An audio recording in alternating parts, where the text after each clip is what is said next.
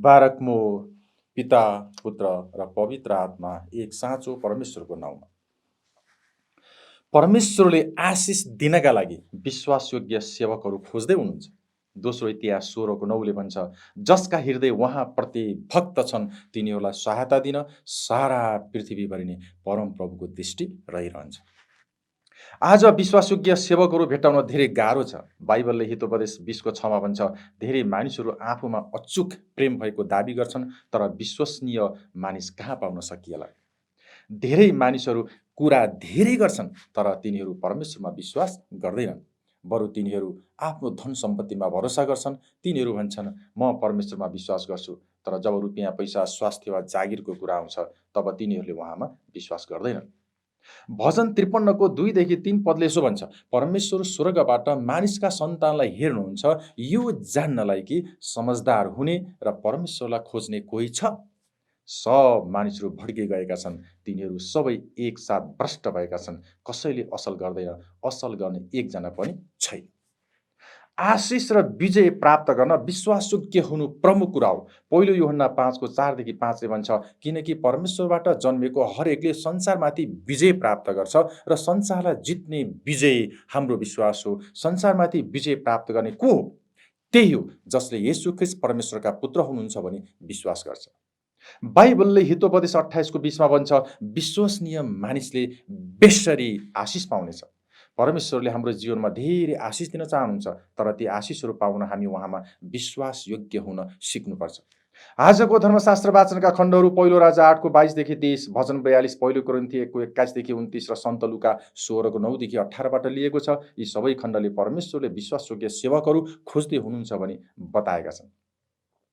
पहिलो राजा 8:22देखि 30मा राजा सोलोमनले गरेको प्रार्थना छ। यसले हाम्रो ध्यान परमेश्वरमा केन्द्रित गर्दछ र हामी कसरी नम्र भएर उहाँको नजिक जानुपर्छ भनी देखाउँछ। केही समयदेखि परमेश्वरको महिमाका लागि एउटा मन्दिर बनाउने योजनाका बारेमा कुराकानी भएको थियो। इस्राएलीहरूले परमप्रभु परमेश्वर पालमा बास गर्नुहुन्छ भनेर विश्वास गर्थे। इस्राएलीहरू मरुभूमिमा भौतारिँदै हिँडेका थिए। त्यो बेला तिनीहरू आफै पनि पालमा बसेका थिए। यसैले परमेश्वर पनि पालमा बास गर्नुहुन्छ भन्ने कुराले मानिसहरूका निम्ति अर्थ राखेको थियो। परमेश्वर पालमा बास गर्नुभयो र मानिसहरूका सबै यात्रामा तिनीहरूका साथमा जानुभयो। दाउदको समयमा मानिसहरू उजाड स्थानमा पालमा बस्न छाडे र सहर र गाउँ बस्तीका घरहरूमा बस्न सुरु गरे। मानिसहरू सबै सुख सुविधामा बसेका थिए। मानिसहरू घरहरूमा बसेका र परमेश्वर पालमा बास गर्नुभएको कुरा हेर्दा ठिक देखिएन। परमेश्वरका लागि पनि स्थायी वासस्थान हुनुपर्ने आवश्यकता देखियो। त्यसकारण दाउद र सोलोमनले परमेश्वरको मन्दिर निर्माण गर्ने लक्ष्य राखे। सोलोमनले मन्दिर समर्पणको प्रार्थनामा परमेश्वरले आफ्ना पिता दाउदसित गर्नुभएको प्रतिज्ञा उल्लेख गरे। त्यो प्रतिज्ञा दाउदको मृत्युको क्षणमा तिनले आफ्नो छोरा सोलोमनलाई बताएका थिए। परमेश्वरको त्यो प्रतिज्ञा भजन 132मा व्यक्त भएको छ। यदि दाउदका सन्तानहरूले परमेश्वरको करार र उहाँले सिकाउनुभएका कानुनहरू पालन गरे भने तिनीहरू सदा सर्वदा दाउदको सिंहासनमा बस्नेछन्। तर मन्दिर समर्पण गरिसकेपछि सोलोमनले परमेश्वरका शर्तहरू भङ्ग गरे। तिनले फारूकी छोरीलाई विवाह गरे, मूर्ति पूजा गर्ने ठाउँहरूमा बलि चढाए र धूप बाले। यसरी इस्राएलीहरू परमेश्वरप्रति अविश्वासी भए। सोलोमन सिद्ध थिएनन्, तिनका पिता दाउद पनि सिद्ध थिएनन्। ती दुवैले हामी सबैको प्रतिनिधित्व गर्दछन्, किनकि हामी पनि सिद्ध छैनौँ। सोलोमन र दाउद जस्तै हामीमा पनि पाप स्वभाव छ। हामीले गर्ने धेरै कुराले परमेश्वरलाई खुसी तुल्याउँदैन। तर यदि हामीले परमेश्वरलाई पवित्र आत्माद्वारा हामीमा बास गर्न दिन्छौँ भने परमेश्वरले हामीलाई उहाँको काममा प्रयोग गर्न सक्नुहुन्छ। परमेश्वरको नाउँले उहाँको सर्वगुण स्वभावको प्रतिनिधित्व गर्दछ। उहाँ सर्वव्यापी हुनुहुन्छ। यसैले उहाँ मन्दिरमा एक ठाउँमा मात्र सीमित हुन सक्नुहुन्न, किनकि उहाँ सबै ठाउँमा उपस्थित हुन सक्नुहुन्छ। परमेश्वर सबै समयमा सबै ठाउँमा हुन सक्नुहुन्छ, तर दाउदले परमेश्वरलाई भौतिक भवनमा सीमित राख्न चाहन्थे। यसैले परमेश्वरले दाउदलाई मन्दिर निर्माण गर्ने अनुमति दिनुभएन, किनभने परमेश्वर सबै ठाउँमा उपस्थित हुन सक्नुहुन्थ्यो। सोलोमनले परमेश्वरको सर्वव्यापकताका बारेमा थाहा पाए र तिनले उहाँको मन्दिर निर्माण गरे। यसै गरी शरीरमा हुनुहुँदा येशू पनि सीमित हुनुहुन्थ्यो। उहाँ एक समयमा शारीरिक रूपमा एक ठाउँमा मात्र उपस्थित हुन सक्नुभयो, तर उहाँ पवित्र आत्मामा सबै ठाउँमा, सबै समयमा र सबै जनहरूसित उपस्थित हुन सक्नुहुन्छ। परमेश्वर सबै विश्वासीहरूका हृदयमा वास गर्नुहुन्छ। संसारले उहाँलाई चिनोस्, उहाँलाई प्रेम, आराधना र सेवा गरोस् भन्ने चाहनुहुन्छ। यसकारण सधैँ नम्रतामा परमेश्वरको नजिक जाने कुरालाई हामीले आफ्नो जीवनको पहिलो प्राथमिकता बनाउनुपर्छ। सोलोमनको मन्दिर समर्पणको प्रार्थना तिनको उत्कृष्ट बुद्धि प्रकट भएको छ। मन्दिरमा परमेश्वरको नाउँ रहोस्, उहाँको उपस्थित रहोस् र परमेश्वरले उहाँका जनहरूका प्रार्थना सुनेर जवाब दिनुभएको होस् भनेर सोलोमनले चाहना गरे। सोलोमनको मन्दिर समर्पणको प्रार्थनाले मानिसहरूलाई परमेश्वरको उपस्थिति अनुभव गर्नका निम्ति आज्ञाकारी जीवन हुनुपर्छ र परमेश्वरप्रति सम्पूर्ण हृदयको भक्ति हुनुपर्छ भनी स्मरण गराएको छ। त्यो मन्दिरको भव्यता परमेश्वरको महानताको तुलनामा सानो छ। यो कुरा सोलोमनलाई थाहा थियो। सोलोमनले एउटा दर्शन देखेर त्यो दर्शनमा पृथ्वीका सबै मानिस समेटिएका थिए। यसको अर्थ परमेश्वरको भवन यहुदीहरूका लागि मात्र होइन, तर संसारका सबै मानिसका लागि हो भनी तिनले बुझेका थिए। सोलोमनले बुझे यो संसारका कुनै पनि थोकमा परमेश्वर अटाउन सक्नुहुन्न। सोलोमनको मन्दिर यहुदी र अन्य जाति दुवैका लागि बनाइएको थियो। परदेशीहरूलाई अन्य जातिहरूको चोकमा स्वागत गरिन्थ्यो। त्यो मन्दिर सबै जातिका लागि प्रार्थनाको घर बन्यो। कुनै ठाउँमा 2 वा त्योभन्दा धेरै फरक र भिन्न समुदायका मानिसहरू रहन्छन्। बाहिरबाट आएर बसेकाहरूलाई विदेशीहरू भनिन्छ। सोलोमनको मन्दिरमा यहुदी र अन्य जाति सँगसँगै रहेका कुराले समुदायको आत्मिक परिपक्वता जनाउँथ्यो। दाउदले आफ्नो मनमा परमेश्वरको मन्दिर निर्माण गर्ने इच्छा गरे, तर वास्तवमा मन्दिर निर्माणको काम सोलोमनले पुरा गरे। परमेश्वरले दाउदको योजनालाई रोकिदिनुभयो। यसले तिनी निराश भएका थिए, तर तिनले त्यो कार्यलाई त्यतिमै रोकेनन्। दाउदले प्रार्थना गरे, त्याग गरे, परिश्रम गरे र सबै मानिसका सामु मन्दिरको दर्शन राखे। तिनले नम्रतामा परमेश्वरलाई भेटे, आफ्नो मनको राम्रो कुरा गर्न परमेश्वरमा भरोसा राखे। दाउदमा दृढ सङ्कल्प थियो र मन्दिर निर्माणको काम सफल हुन सक्यो। सोलोमनको प्रार्थनाले हामीलाई प्रार्थनाको बारेमा केही महत्त्वपूर्ण शिक्षा सिक्न सहायता गर्दछ। पहिलो कुरा, परमेश्वरले हाम्रो प्रार्थनाको जवाफ उहाँको आफ्नै समयमा र आफ्नै तरिकाले दिनुहुन्छ। दोस्रो, जब हामीले प्रार्थनाको सुनवाई भएन र प्रार्थना अस्वीकार भयो भने विचार गर्छौँ, तब हामीले कल्पना गर्न सक्ने भन्दा धेरै असल तरिकाले परमेश्वरले ती प्रार्थनाहरूका जवाब दिनुहुन्छ। परमेश्वरले आफ्ना प्रतिज्ञाहरू पुरा गर्नुहुन्छ र हाम्रा प्रार्थनाहरूको जवाब दिनुहुन्छ भनेर हामीले स्वीकार गर्यौँ भने उहाँको आदर सम्मान हुन्छ। हामीलाई प्रेम गर्ने र हाम्रो वास्ता गर्ने परमेश्वरसित प्रार्थना गर्दा हाम्रो विश्वास बढ्दछ। तर हामी सधैँ नम्रतामा परमेश्वरको नजिक जाने कुरालाई हामीले आफ्नो जीवनको पहिलो प्राथमिकता बनाउनुपर्छ। आजको अर्को खण्ड वचन 42ले हामीलाई उत्सुकता साथ प्रभुको आशा र प्रतीक्षा गर्नुपर्छ भनी बताउँछ। हामी आत्मिक रूपले तिर्खाएका छौँ भन्नु हाम्रो पाप र यस पापमय संसारमा भएको हाम्रो जीवनलाई वर्णन गर्ने तरिका हो। हामी परमेश्वरको आत्माको निम्ति तिर्खाउँछौँ। परमेश्वरसँग सङ्गति गर्नका निम्ति हामीलाई सृष्टि गरिएको, तर पापको कारणले हामी परमेश्वरको उपस्थितिबाट टाढा भयौँ र हामी परमेश्वरको निम्ति तिर्खाउँछौँ। भजन 42ले कविताको शैलीमा यसो भन्छ, जसरी हरिणले खोलाको पानीको तृष्णा गर्दछ, त्यसरी नै हे परमेश्वर मेरो प्राणले तपाईँको तृष्णा गर्दछ। भजनकारले विगतमा परमेश्वर विश्वासयोग्य हुनुभएको समयको सम्झना गरे। ती सम्झनाहरूले तिनलाई भविष्यको लागि आशा दियो। परमेश्वरले तिनको तिर्खा मेटाइदिनु हुनेछ भनी तिनले विश्वास गरे। परमेश्वरले सबै कुरा ठिक गरिदिनु हुनेछ भनेर हामी पनि विश्वस्त हुन सक्छौँ। तर हामीले आफ्नो इच्छा र दुःख पीडासहित परमेश्वरमा प्रार्थना गर्नुपर्छ। यो भजन इमान्दार प्रार्थनाको नमुना हुन सक्छ। यो भजन हामी परमेश्वरमा निराश भएको नमुना हुन सक्छ। हामीले इमान्दारी साथ प्रार्थना गरेको परमेश्वर चाहनुहुन्छ र उहाँले हाम्रो प्रार्थना सुन्नुहुन्छ। यो भजनको प्रार्थना कमजोर विश्वासको चिन्ह होइन, यो बलियो विश्वासको चिन्ह हो। भजन 42ले भन्छ, परमेश्वरले हाम्रो कमजोरीमा हामीलाई वास्ता गर्नुहुन्छ र हाम्रा पाप क्षमा गर्नुहुन्छ। यो विश्वासको प्रार्थना हो। हामीले परमेश्वरमा आशा गर्छौँ र प्रार्थना चढाउँछौँ। उहाँले हाम्रा तिर्खा मेटाउनुहुनेछ, उहाँ हाम्रो नजिक हुनुहुन्छ। यो भजनले हामीलाई आशा गर्न र प्रभुको बाटो हेर्न प्रोत्साहन दिन्छ। आजको अर्को खण्ड 1 कोरिन्थी 1:21देखि 29ले हामीलाई परमेश्वरले गर्नुभएको काममा मात्र गर्व गर्न प्रोत्साहन दिन्छ। हामी आफूले गर्ने कार्यहरूमा गर्व गर्ने होइन, हामीले क्रुसको सन्देश ग्रहण गरेर त्यसमा गर्व गर्नुपर्छ। हाम्रो बुद्धि, प्रतिभा र परिवारका राम्रा कुरामा गर्व गर्ने होइन। क्रुसको सन्देश ग्रहण गर्नेहरू को हुन्? के तपाईँले प्रभुलाई विश्वास गर्दा तपाईँ धेरै बुद्धिमान, पराक्रमी र महान हुनुहुन्थ्यो? सायद संसारिक मापदण्ड अनुसार तपाईँसँग धेरै बुद्धि थिएन होला। हामी को हौँ र हामीले के गरेका छौँ भन्ने कुराले परमेश्वरलाई केही फरक पार्दैन। संसारमा मानिसहरूलाई इज्जत दिने कुराहरू परमेश्वरको नजरमा केही पनि होइन। यस्ता संसारका कुराहरूमा घमण्ड गर्यो भने त्यस्तो व्यक्ति परमेश्वरको कुरामा पछाडि पर्दछ। यो संसारको बुद्धि, शक्ति वा महानताले अनन्त प्रभाव पार्दैनन्। यसरी परमेश्वरले तिनलाई रद्द गरिदिनुहुन्छ। यदि मानवले आफूमा अपर्याप्तता र अपूर्णता छ भनेर थाहा पायो भने उसलाई परमेश्वरको खाँचो छ भन्ने महसुस हुन्छ र ऊ सुसमाचारतिर आकर्षित हुन्छ। हामी आफैमा केही पनि होइनौँ, तर पनि परमेश्वरको प्रेम, अनुग्रह र शक्तिद्वारा हामी परमेश्वरको राज्यमा सुन्दर सृष्टि भएका छौँ। संसारिक दृष्टिमा कसैलाई मूल्यवान वा महत्त्वपूर्ण बनाउने कुराहरू सोच्नुभन्दा परमेश्वरले हाम्रो लागि के गर्नुभयो सो कुरालाई विचार गर्नुपर्छ। यो संसारले प्रशंसा गरेका मानिसहरूलाई परमेश्वरले चुन्नु भएन। परमेश्वरले हामीलाई जाति जातिमा ज्योति हुन र प्रभुको महिमा गर्नका लागि चुन्नुभयो।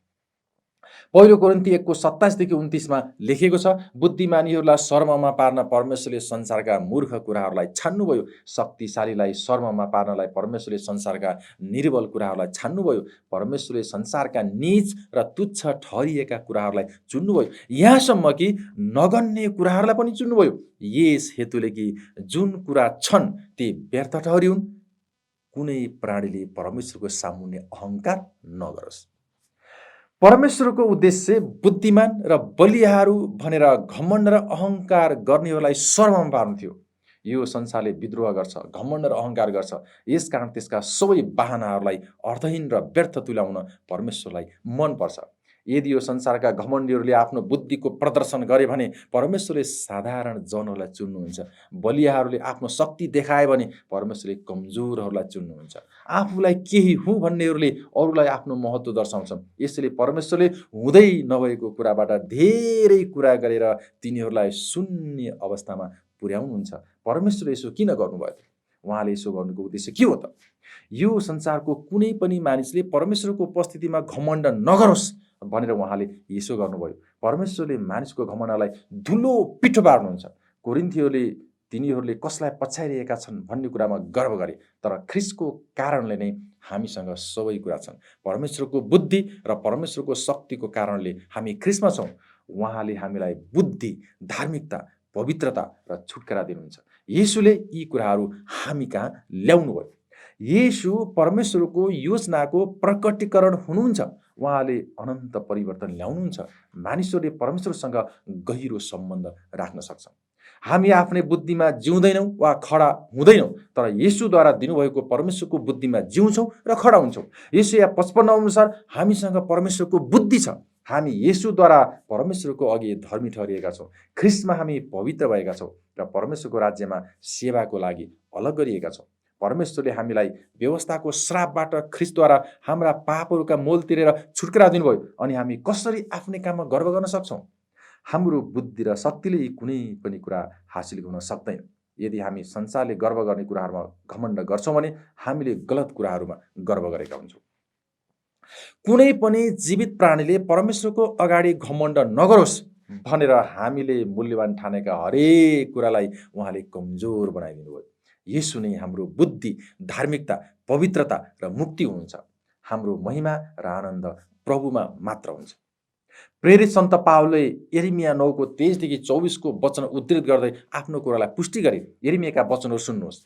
परम प्रभु यसो भन्नुहुन्छ, बुद्धिमान मानिसले आफ्नो बुद्धिमा घमण्ड नगरोस्, अथवा बलियो मानिसले आफ्नो बलमा घमण्ड नगरोस्, अथवा धनी मानिसले आफ्नो धनमा घमण्ड नगरोस्, तर जसले घमण्ड गर्छ त्यसले यस विषयमा घमण्ड गरोस्, म परम प्रभुलाई जान्दछु र चिन्दछु र उहाँ त्यही परम प्रभु हुनुहुन्छ जसले पृथ्वीमा दया, न्याय र धार्मिकताको व्यवहार गर्नुहुन्छ, किनभने यिनैमा म प्रसन्न हुन्छु, परम प्रभु भन्नुहुन्छ। हामी प्रभुलाई जान्दछौँ, चिन्दछौँ। हाम्रो आनन्द र आशा यति कुरामा छ, हाम्रो बारेमा होइन। हामी आफ्नो बुद्धि, पराक्रम वा धनमा गर्व गर्दैनौँ। क्रुसको सन्देशद्वारा पृथ्वीमा सबै हैसियतहरू भत्केका छन्। यसकारण हाम्रा आँखाले येशूको क्रुसलाई हेर्नुपर्छ। आजको सुसमाचारको खण्ड सन्त लुका 16:9 देखि 18ले हामीलाई विश्वासयोग्य र भरोसायोग्य हुनुपर्छ भनेर बताएको छ। लुका 16:9ले यसो भन्छ, म तिमीहरूलाई भन्दछु, आफ्नो निम्ति संसारको धनले मित्रहरू बनाऊ र जब त्यो धन शेष हुन्छ तब तिनीहरूले तिमीहरूलाई अनन्त वासस्थानमा स्वागत गरौँ। के यो पद बाइबलको बाँकी भागभन्दा फरक हो? के परमेश्वरको राज्यमा हुन हामीले आफ्नो धनले मित्र बनाउने हो? यदि यसोले साँच्चै यसो भन्नुभएको हो भने उहाँले रुपियाँ पैसा र धनको बारेमा दिनुभएको अरू शिक्षासँग मेल खाएन। धेरैजना लेखकहरू ख्रिस्टले आफ्ना चेलाहरूलाई मानिसहरूको भौतिक आवश्यकताहरू पूरा गर्न धन खर्च गरेर परमेश्वरको राज्यका लागि आत्महरू जित्नु भन्नुभएको हो भन्ने गर्छन्। यो पदमा ख्रिस्टले हामीलाई परोपकारी हुनु भन्नुभएको छ भन्ने उनीहरूको विश्वास छ। यसरी आर्थिक सहायता पाउनेहरूले प्रभुमा विश्वास गर्ने छन् भन्ने आशा हो। तर यो पदलाई बुझ्नका निम्ति हामीले पहिले यसको सन्दर्भ हेर्नुपर्छ। यो ख्रिस्टले भन्नुभएको दृष्टान्तको अन्त्यभाग हो। फरिसीहरूले मानिसहरूबाट पाएको दशांशको दुरुपयोग गरेका थिए। पद 14मा लेखेको छ, धनका लोभी फरिसीहरूले यी सबै कुरा सुनेर उहाँको उपहास गरे। फरिसीहरूले दिएका जवाफको कारणले यो पद तिनै गुरुहरूसँग सम्बन्धित छ। ख्रिस्टले धनी मानिसको काम गर्ने त्यो अधर्मी व्यवस्थापकको बारेमा बताउँदै दृष्टान्त सुरु गर्नुभयो। पद 3देखि 4मा यस्तो लेखेको छ, तब व्यवस्थापकले आफ्नो मनमनै भन्यो, अब म के गरौँ? किनकि मेरा मालिकले मबाट व्यवस्थापकको काम खोज्न लागेका छन्। खनजोत गर्ने मेरो ताकत छैन। भिख माग्न मलाई लाज लाग्छ। अब मैले के गर्नुपर्ने हो? मैले सोचिसकेको छु। व्यवस्थापकको कामबाट निकालिएपछि मानिसहरूले मलाई तिनीहरूका घरमा कसरी स्वागत गर्नेछन् सो निश्चय गरेको छु। अधर्मी व्यवस्थापक ऋणीहरू सबै कहाँ गयो र तिनीहरूसँग नयाँ सम्झौता गर्यो। उसले एकजना ऋणीको 50% कम गर्ने प्रस्ताव दियो, अर्कोलाई त्यस्तै प्रस्ताव दियो। आफ्नो जागिर खुसिएपछि सुत्ने र खाने ठाउँ निश्चित गर्न यस्ता सम्झौताहरू गरेर उसले आफ्ना मालिकलाई ठग्यो। उसको अभिप्राय स्वार्थी थियो। हामी पद 8मा धनी मानिसको प्रतिक्रिया पढ्छौँ। त्यसको मालिकले त्यस अधर्मी व्यवस्थापकको तारिफ गर्यो किनभने त्यसले चतुर्याइँसित काम गरेको थियो। किनकि यस संसारका मानिसहरू आफ्नै पुस्ताका अरू मानिसहरूसँग व्यवहार गर्दा ज्योतिका सन्तानभन्दा अझ बढी चतुर हुन्छ। केही मानिसहरू येशूको यस भनाइलाई क्रिस्चियनहरूले संसारका मानिसहरू जस्तै बढी चतुर्याइपूर्वक काम गर्नुपर्छ भनेर लिन्छन्। तर उहाँले फरिसीहरूलाई जे भन्नुभयो त्यस अनुसार उहाँको भनाइको अर्थ त्यस्तो होइन। लुका 16:15ले भन्छ, मानिसहरूका सामुन्ने आफैलाई धर्मी ठहराउने तिमीहरू नै हौ, तर परमेश्वरले तिमीहरूको हृदय जान्नुहुन्छ, किनकि मानिसहरूका बीचमा जे उच्च गनिएको छ परमेश्वरको दृष्टिमा त्यो तुच्छ ठहरिन्छ। यो दृष्टान्तले ख्रिस्टले हामीलाई यस जीवनमा रुपियाँ पैसाको जिम्मेवारीहरू कसरी लिनुपर्छ भनी देखाउनुहुन्छ। लुका 16:10-11मा लेखेको छ, जो थोरै कुरामा इमान्दार हुन्छ त्यो धेरैमा पनि इमान्दार हुन्छ, र जो अति सानो कुरामा बेइमान हुन्छ त्यो धेरैमा पनि बेइमान हुन्छ। यसकारण तिमीहरू संसारिक धनमा इमान्दार भएनौ भने तिमीहरूलाई साँचो धनको जिम्मा कसले देला? त्यो बेइमान व्यवस्थापक विश्वासयोग्य थिएन। हामी त्यस्तो बेइमान हुनु हुँदैन। यो संसारमा रुपियाँ पैसा सम्बन्धी हाम्रो काम र लेनदेनमा चतुर र बेइमान हुनु हुँदैन, तर इमान्दार र विश्वासयोग्य हुनुपर्छ। येशूले फरिसीहरूलाई दोषी ठहराउनु भयो किनकि तिनीहरू मानिसहरूबाट प्राप्त गरेका रुपियाँ पैसामा इमान्दार थिएनन्। यसैले यो दृष्टान्त सुनेर तिनीहरू धेरै रिसाए। रुपियाँ पैसाको बारेमा ख्रिस्टको शिक्षामा कुनै विरोधाभास छैन। ज्योतिको सन्तानको रूपमा हामी हाम्रो इमान्दारिताले चिनिएको हुनुपर्छ। हाम्रा सबै आर्थिक लेनदेनहरूले ख्रिस्टको महिमा गर्नुपर्दछ र हामीले एक दिन उहाँको राज्यमा साँचो धनको व्यवस्थापन गर्न सक्नेछौँ। हाम्रा प्रभुले हामी सबैलाई अनन्त जीवनका लागि रक्षा गरून्। तपाईको जीवनमा परमेश्वरको आशिष र शान्ति रहिरहोस्।